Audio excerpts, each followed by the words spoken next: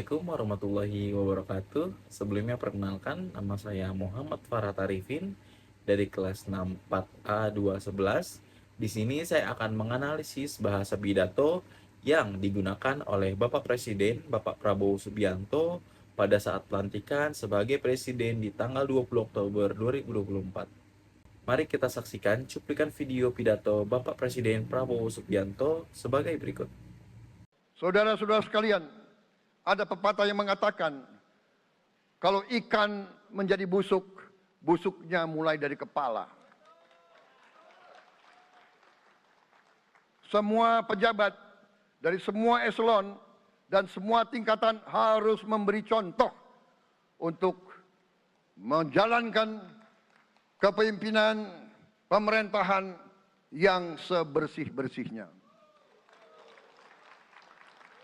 Mulai dengan contoh dari atas dan sesudah itu penegakan hukum yang tegas dan keras.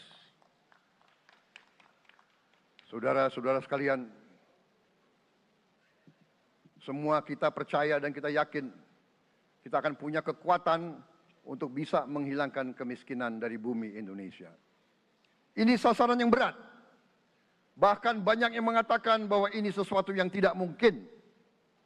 Saudara-saudara, pemimpin yang berani, pemimpin yang baik akan terpanggil untuk menghadapi yang tidak mungkin dan mencari jalan agar yang tidak mungkin kita atasi.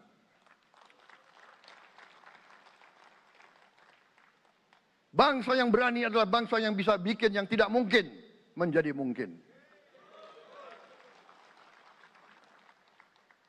Saudara-saudara, di tengah itu cita-cita yang begitu besar, yang begitu kita idam-idamkan, kita perlu suasana kebersamaan. Kita perlu suasana persatuan. Kita perlu kolaborasi kerjasama, bukan cekcok yang berkepanjangan. Kita perlu pemimpin-pemimpin yang tidak caci maki, pemimpin-pemimpin yang arif, yang bijaksana, yang mengerti dan cinta budaya dan sejarah bangsa sendiri, yang bangga dengan adab, tradisi, dan adat bangsa kita sendiri. Kita dari sejak dahulu, pemikiran, kehendak, dan rancang bangun pendiri-pendiri bangsa kita, dari sejak awal bangsa ini berdiri, kita ingin menjadi bangsa yang berdemokrasi. Kita menempatkan kedaulatan rakyat setinggi-tingginya. Dalam dasar negara kita, Pancasila, kerakyatan merupakan sendi utama dari kelima sila yang kita junjung tinggi. Kerakyatan yang dipimpin oleh hikmat kebijaksanaan dalam permusyawaratan perwakilan.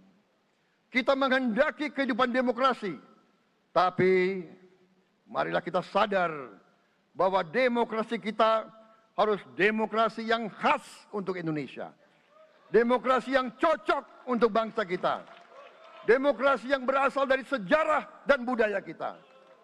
Demokrasi kita harus demokrasi yang santun. Demokrasi di mana berbeda pendapat harus tanpa permusuhan. Demokrasi di mana mengoreksi harus tanpa caci maki.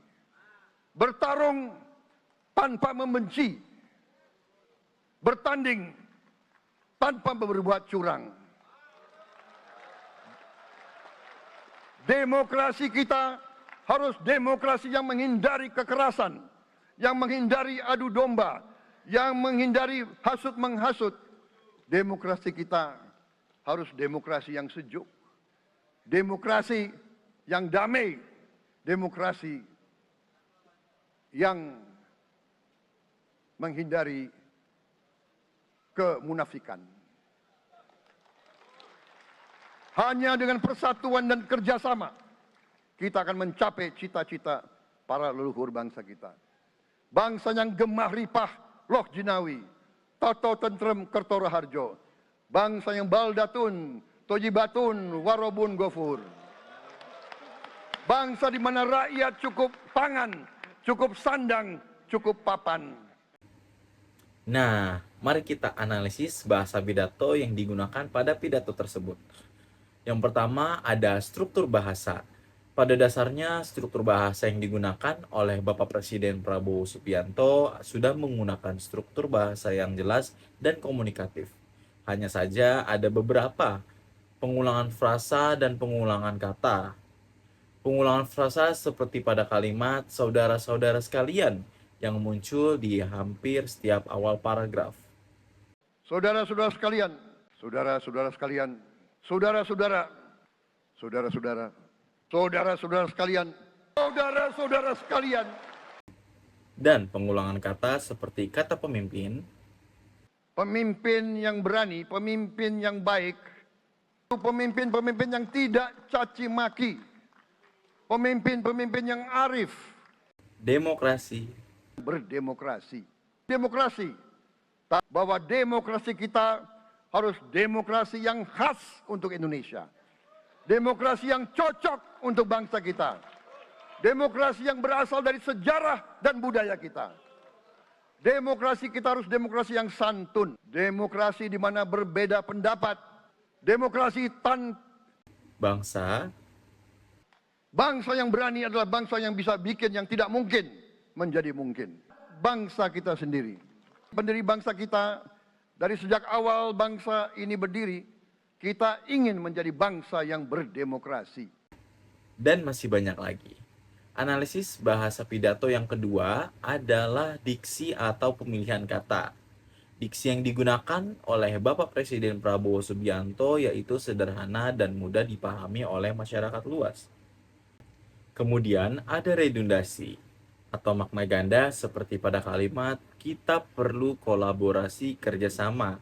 Nah, yang mana kolaborasi dan kerjasama jika digabungkan artinya sama saja sehingga perlu memilih antara mana yang akan dipakai, apakah kolaborasi atau kerjasama. Nah, yang ketiga adalah kaidah kebahasaan. Mari kita amati cuplikan video berikut ini. Semua pejabat dari semua eselon dan semua tingkatan harus memberi contoh untuk menjalankan kepemimpinan pemerintahan yang sebersih-bersihnya. Nah, jadi teman-teman pada kalimat tersebut sudah sesuai dengan SPOK, subjek, predikat, objek, dan keterangan. Terdapat juga bahasa daerah dan bahasa asing pada pidato tersebut seperti wong cilik iso gemuyu. Itu diambil dari bahasa daerah yaitu Pulau Jawa. Yang mana poin plusnya Bapak Prabowo menyebutkan arti dari kalimat tersebut. Wong cilik iso gemuyu. Wong cilik bisa senyum, bisa ketawa. Dan juga ada bahasa asing yaitu bahasa Arab yang mana kata-katanya adalah baldatun toibatun warobun gofur, yang sayangnya di sini Bapak Presiden Prabowo Subianto tidak menyebutkan arti dari kata-kata tersebut.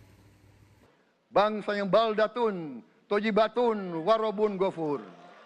Yang terakhir adalah gaya bahasa.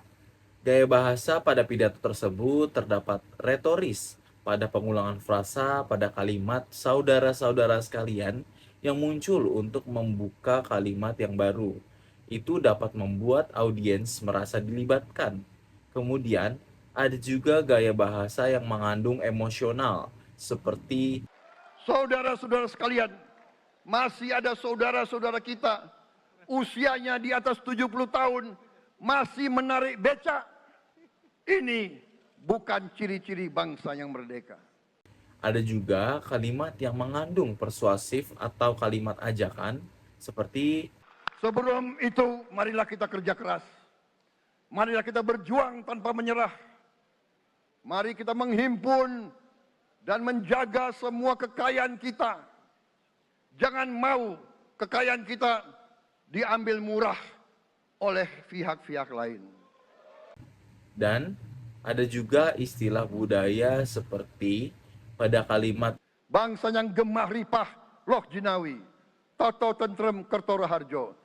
ini adalah ungkapan Jawa yang memiliki makna negara yang subur, makmur, tentram, dan adil. Tujuannya adalah untuk menunjukkan bahwa pemimpin harus memahami budaya sendiri serta menyatukan audiens melalui kearifan lokal.